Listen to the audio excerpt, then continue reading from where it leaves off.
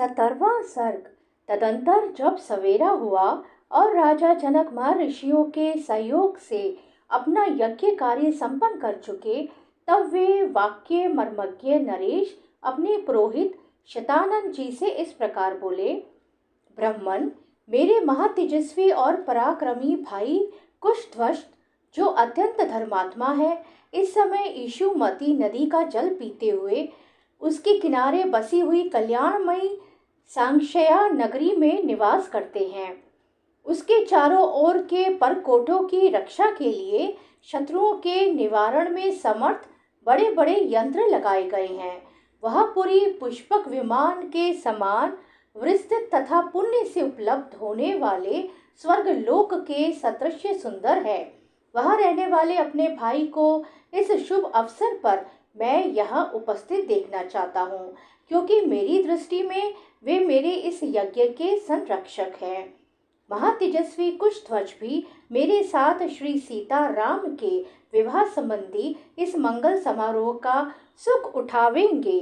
राजा के इस प्रकार कहने पर शतानंद जी के समीप कुछ धीर स्वभाव के पुरुष आए और राजा जनक ने उन्हें पूर्वोक्त आदेश सुनाया। राजा की आज्ञा से वे श्रेष्ठ दूत तेज चलने वाले घोड़ों पर सवार हो पुरुष सिंह कुशध्वज को बुला लाने के लिए चल दिए, मानो इंद्र की आज्ञा से उनके दूत भगवान विष्णु को बुलाने जा रहे हों। सांकाशिया में पहुंचकर उन्होंने कुशध्वज से भेंट की और मिथिला का यथार्थ समाचार एवं जनक का अभिप्राय भी निवेदन किया। उन महावेगशाली श्रेष्ठ दूतों के मुख से मिथिला का सारा वृतांत सुनकर राजा कुशध्वज महाराज जनक की आज्ञा के अनुसार मिथिला में आए। वहां उन्होंने धर्मवत्सल महात्मा जनक का दर्शन किया। फिर शतानंद जी तथा अत्यंत धार्मिक जनक को प्रणाम करके वे राजा के योग्य परम दिव्य सिंहासन पर विराजमान हुए। सिंहासन पर बैठे हुए उन दोनों अमित तेजस्वी वीर बंधुओं ने मंत्री प्रवर सुदामन को भेजा और कहा, मंत्रीवर, आप शीघ्र ही अमित तेजस्वी इक्ष्वाकु कुलभूषण महाराज दशरथ के पास जाइए और पुत्रों तथा मंत्रियों सहित उन दुर्जय नरेश को यहाँ बुला लाइए। आज्ञा पाकर मंत्री सुदामन महाराज दशरथ के खेमे में जाकर रघुकुल की कीर्ति बढ़ाने वाले उन नरेश से मिले और मस्तक झुकाकर उन्हें प्रणाम करके पश्चात इस प्रकार बोले।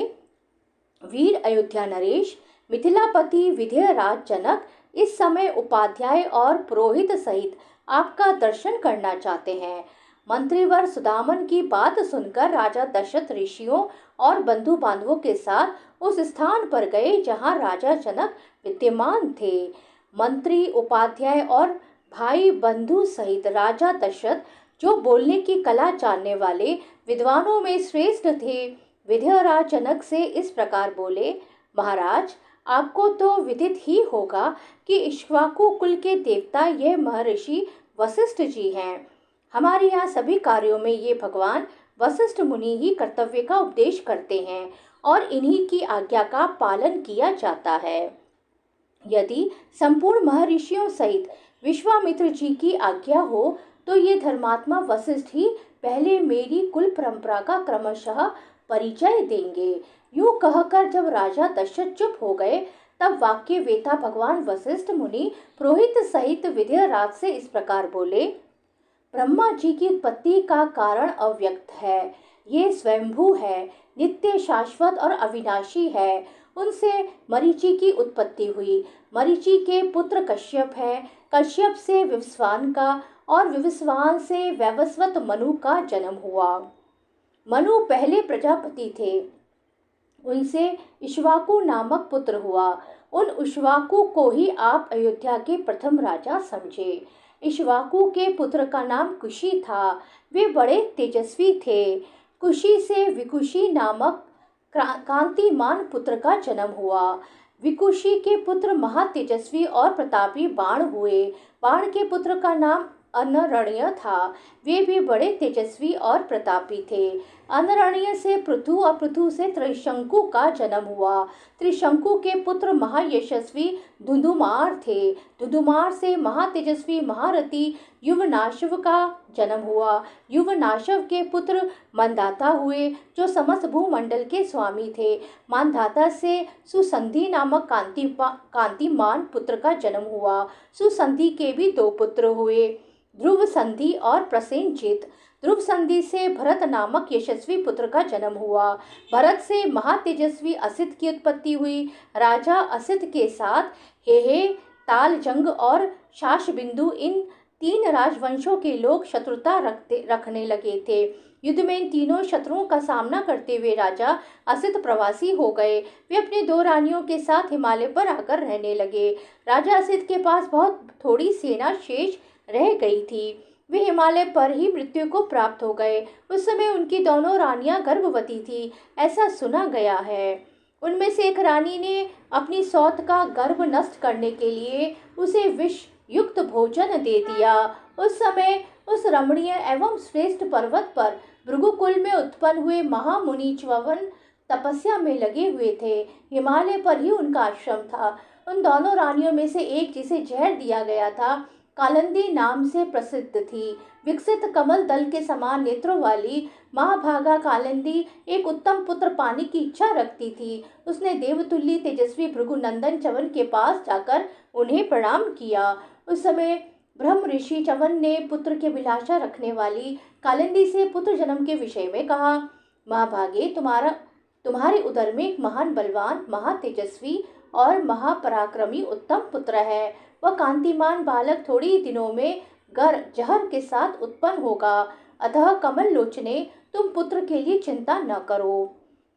वह विधवा राजकुमारी कालिंदी बड़ी पतिव्रता थी। महर्षि च्यवन को नमस्कार करके वह देवी अपने आश्रम पर लौट आई। फिर समय आने पर उसने एक पुत्र को जन्म दिया। उसकी सौत ने उसके गर्भ को नष्ट कर देने के लिए जो गर्भ विष दिया था, उसके साथ ही उत्पन्न होने के कारण वह राजकुमार सगर नाम से विख्यात हुआ। सगर के पुत्र असमंजस और असमंजस के पुत्र अंशुमान हुए। अंशुमान के पुत्र दिलीप और दिलीप के पुत्र भागीरथ हुए। भागीरथ से कुकुत्स और कुकुत्स से रघु का जन्म हुआ। रघु के तेजस्वी पुत्र प्रबुद्ध हुए, जो शाप से राक्षस हो गए थे। वे ही कल्माक्षपाद नाम से भी प्रसिद्ध हुए थे।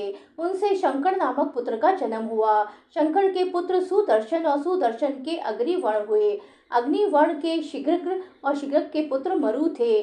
मरु से प्रशुश्रक और प्रशुश्रक से अम्बरीश की उत्पत्ति हुई। अम्बरीश के पुत्र राजा नहुष हुए। नहुष के ययाति और ययाति के पुत्र नाभाग थे। नाभाग के अज हुए। अज से दशरथ का जन्म हुआ। इन्हीं महाराज दशरथ से ये दोनों भाई श्री राम और लक्ष्मण उत्पन्न हुए। इक्ष्वाकु कुल में उत्पन्न हुए राजाओं का वंश आदि काल से ही शुद्ध रहा है। ये सब के सब परम धर्मात्मा, वीर और सत्यवादी होते आए हैं। नरश्रेष्ठ नरेश्वर, इसी इक्ष्वाकु कुल में उत्पन्न हुए श्री राम और लक्ष्मण के लिए मैं आपकी दो कन्याओं का वरण करता हूँ। ये आपकी कन्याओं के योग्य हैं और आपकी कन्याएं इनके योग्य, अतः आप इन्हें कन्यादान करें। इस प्रकार श्री वाल्मीकि निर्मित आश्रामण आदि काव्य के बालकांड में 17वां सर्ग पूरा हुआ।